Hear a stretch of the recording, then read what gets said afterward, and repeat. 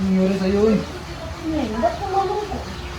Naman po ako nakasintahan ko, wala. Abay, nagdradrama lang yan. Iwan niyo po ako. Inaalala ko niya kung kwento. Di kayo mga apo. Di kayo. Ano yung lola? Sila ito sa dalawang magkasintahan.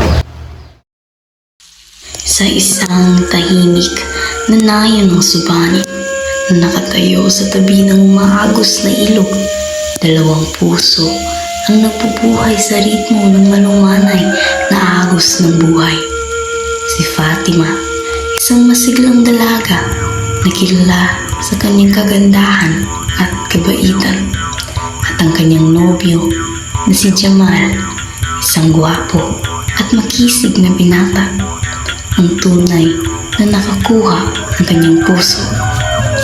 Sila ay patunay ng isang pag-ibig na nagaganap sa mga kabataan, masigla, malumanay at puno ng kasiyahan. Ngunit ang kanilang relasyon ay pinili nilang itago, hindi dahil sa kanilang kagustuhan, kundi batid nilang hindi pa pwede. Isang araw, inaya ni Fatima ang kanyang nobyo na pumunta sa ilog sa susunod na araw. Ang kanyang mga mata ay kumislap sa saya habang iniisip ang kanilang magiging oras na magkasama. Jamal, punta tayo sa ilog bukas. O sige, bukas na bukas, dadalhin kita doon. Pangako mo yan, ha? Oo naman. Sa pag-uwi ni Fatima, siya'y nakita ng ama ni Jamal. Dahil sa angkin nitong ganda, ito'y napaisip. Aba, napakagandang dalaga. Bagay na mapangasawa sa panganay kong anak na si Zaid. Nung araw rin iyon, sinabi niya sa kanyang anak, Zaid, anak, nahanap ko na ang babaeng nararapat sa iyo. Siya ay maganda at bagay na bagay sa iyo. Aba, sino naman yan, ama? At sigurado ka bang bagay sa akin yan? Fatima ang kanyang pangalan, anak. Tsak, bagay na bagay kayo. Bukas na bukas, gusto ko ay makilala ang kanyang ama at ina. Huwag kang mag-alala, anak. Bukas na bukas din ay pupunta tayo sa kanila. ang bawat panig ay nag-usap. Ano ang iyong nais at kayo narito sa aming tahanan? Gusto kong makipagsunduan. Ang aking panganay na anak na si Zahid ay gustong maging kabiyak ang inyong babaeng anak na si Fatima. Walang problema, ikaw ay makakaasa. Puti at nakaintindihan tayo. Tumutulman ang nakababatang kapatid ni Fatima. Ma! Hindi ito alam ni ate. Ano na lamang magiging reaksyon niya pag nalaman niya siya ipapakasal? Lalong-lalo na sa taong hindi niya kilala. Manahimik ka, Amina! Para dito sa kapakanan ng ate mo! Kapakanan niyo! Kapakanan niyo! Tigil! Ngunit anong laban ito sa mga nakakatanda sa kanya? Pagpasensyahan niyo na ang aming isang anak. Tayo na't ipagpatuloy natin ang ating pinag-usapan. Sa huli, nagpasya silang ipakasal ang kanilang mga anak. Kailan mo babalak pakasalan ng aking anak? Sa lalong madaling panahon, no, kung pwede sa susunod na buwan po.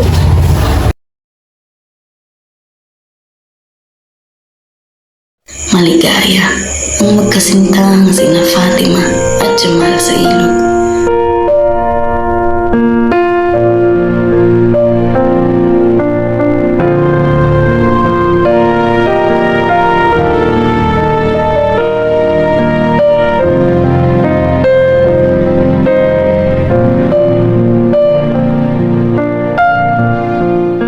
Ngunit, nang sila'y umuwi, tila ang kasiyahang iyon ay naglaho. Fatima! Saan ka galing? Diyan lang, Mama. Fatima, halika rito. Meron kami importanteng sasabihin sa'yo. Ano po yan, Nay? Ikaw ay amin ipapakasal sa anak na panganay ni Amer. Pero Ama, Huwag ka nang umangal, Fatima, at sundin mo na lang kami. Bukas na bukas ay akyat dito ng ligaw ang pangalan na anak nila. At huwag na huwag kang mawawala. Maliwanag ba? opo, Ina. Sa kabilang banda, napag-alaman ni Jamal na ang kanyang ina si Zahid ay ipapakasal na. Ngunit hindi niya alam na ito pala'y sa kanyang nobya. Sa kanilang pagkikita, nasilayan ni Fatima ang kanyang magiging asawa. Ngunit nandoon din ang kanyang nobyo. Nagsama-sama ang kabilang panig. Ang tradisyonal na panliligaw ay kanilang isinagawa. Tumutol man, wala na silang nagawa. Ang desisyon ay tapos na at ang kasal ay sa makalawa na. Saan niyo ba balak ganapin ang kasal? Dito lang sa inyong bahay. Mawalang galang na ho. Ngunit, pwede bang kilalanin ko muna siya bago kami mapakasal? Hindi pa namin lubos na kilala ang isa't isa. Oo nga naman, Amay. Nagkakintindihan naman tayo, di ba, kung bakit importante ito sa amin?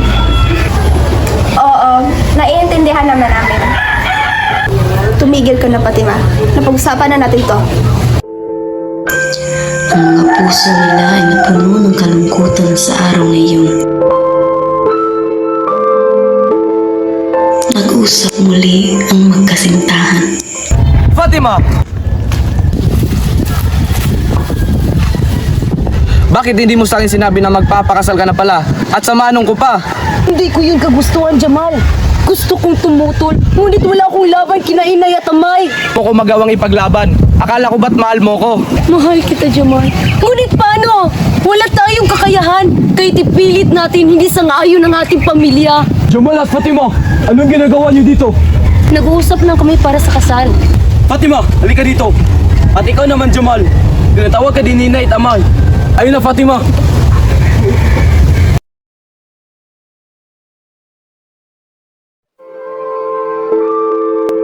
Sa umaga ng kasal, ang buong nayon ay abala sa paghahanda. Ngunit sa puso ni Fatima, may isang malalim na lungkot. Ang kanyang isip ay puno ng mga tanong at ang kanyang puso ay naglalaban sa pagitan ng pag-ibig at obligasyon. Si Fatima ay kasal na, hindi nga lang sa lalaking tinatangi niya.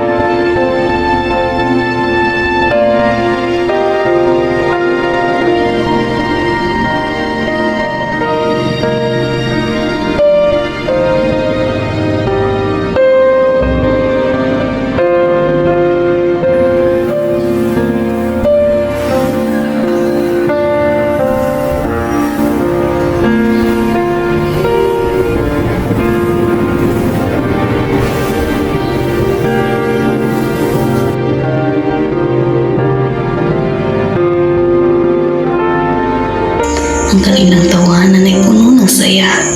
Ngunit, biglang nagbago ang atmosfera.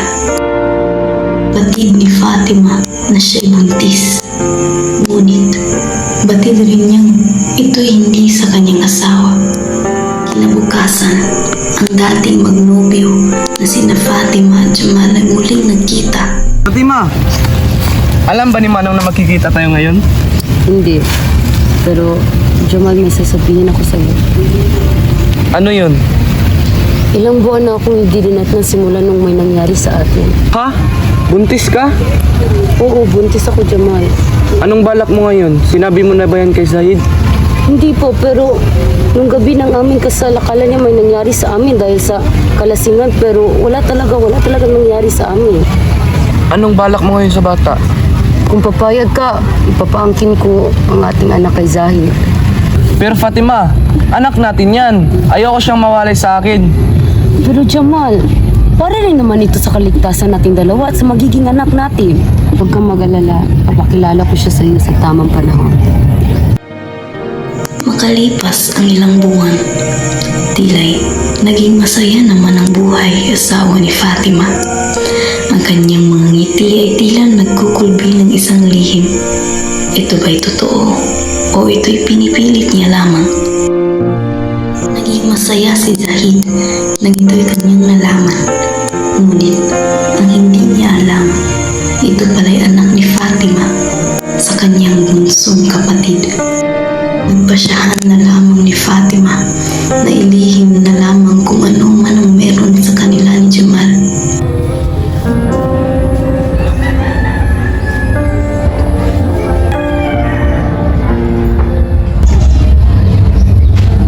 Oh, Jamal! Diyan ka pala. Hindi ka nga dito. Ano po yun, Manong? May naisip ka bang pangalan para sa aming anak? Malia ang aking naisip. Ganda ng Malia. Pero bakit Malia? Siyempre, anak namin yan. Anong sinabi mo? May pupuntahan pa pala ako. Sige Manong, mauna na ako. Sige Jamal. Ikaw, may naisip ka bang pangalan? Makalipas ang 9 na buwan, ipinanganak ni Fatima ang kanyang malusog at magandang bata.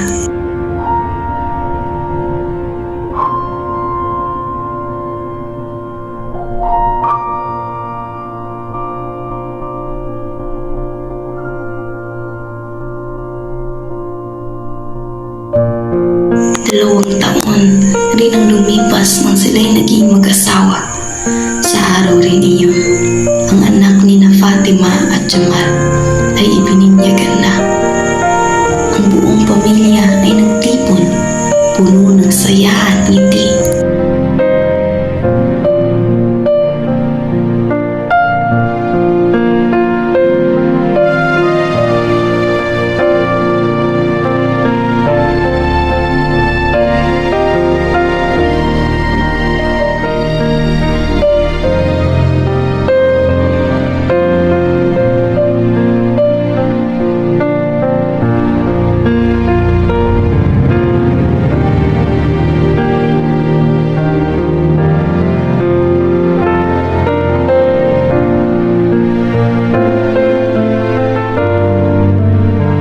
Masaya naman ang kanilang pamilya. Yun ang sabi ng iba. Ngunit ang hindi nila batid, si Fatima ay nakakaranas ng kalupitan sa kamay ng kanyang naging asawa. Zaid! Anong ginagawa mo? Bakit mo sinasaktan si Fatima? Kumikialam dito! Away ito ng mag-asawa! Araw yun ng Sabado, nang maakto ang nakita ni Jamal ang kalupitan ng kanyang kuya. Sa araw din iyon, nagkita sina Fatima sa isang tahimik na lugar. Bakit hindi mo sa akin sinabi na sinasaktan ka pala ni Manong? Bakit mo nilihim Fatima? Anong magagawa ko, Jamal? Kapag lumaban ako, ilalayo niya si Hasan sa akin. Habang buhay ka na lang bang ganito, Fatima? Hindi ko na alam, Jamal. Ilalayo ko kayo sa gulong ito. Pasyahan nilang iwan ang malupit na buhay na meron si Fatima at ang kanyang anak. Lumipas ang mga buwan. Naging masaya ang kanilang pamilya. Natupad rin ang nais lamang ni Fatima noon ang magkaroon sila ng isang masayang pamilya ni Jamal.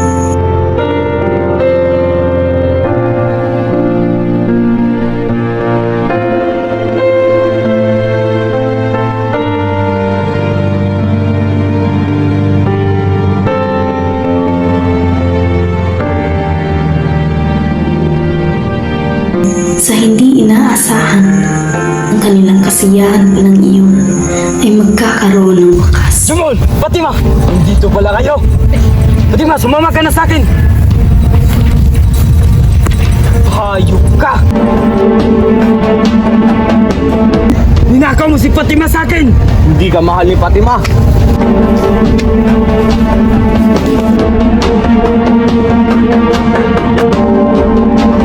Hayop kayo!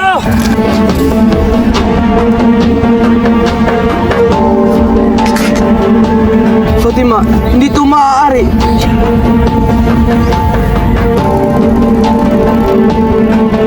Hayop ka, Zaid!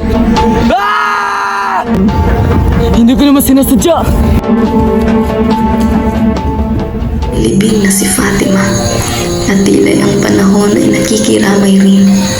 Ang mga ulap ay madilim at ang hangin ay tila nagdadala ng sakit at lungkot. Ang mga tao sa nayon ay nagtipon. Ang kanilang mga mata ay puno ng luha.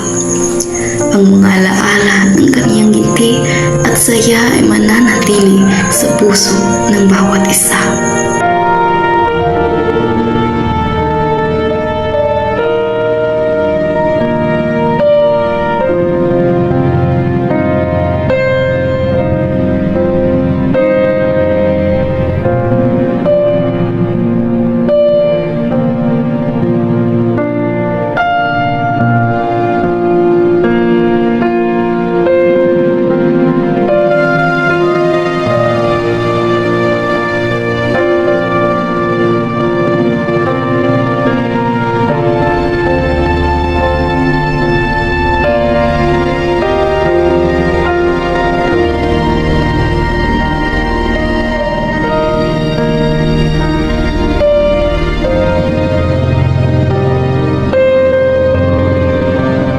Diba? Bakit mo ako iniwan?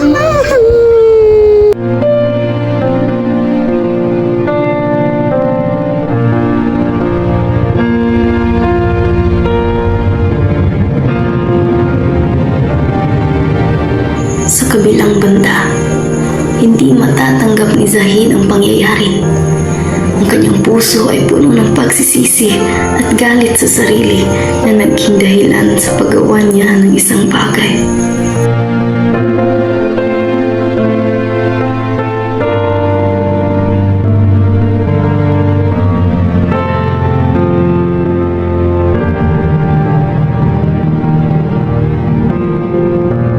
At iyon ang kwento ng inyong tiya at tiyo. Sa lahat na nangyari sa kanila, masasabi kong naging masaya rin sila kahit sa kunting panahon lamang. Ang kanilang mga pag-ibig ay puno ng pagsubok, ngunit sa likod ng lahat ng sakit, may alaala ng saya at pagmamahalan. Kung nasan ka man, Ate Fatima, sana'y okay ka na. At doon nagtatapos ang kwento. Ang likot naman ng kwento mo, Lola. Oo nga, Lola. Kaya tatandaan mo, palagi kayong makikinig sa puso at isipan niyo.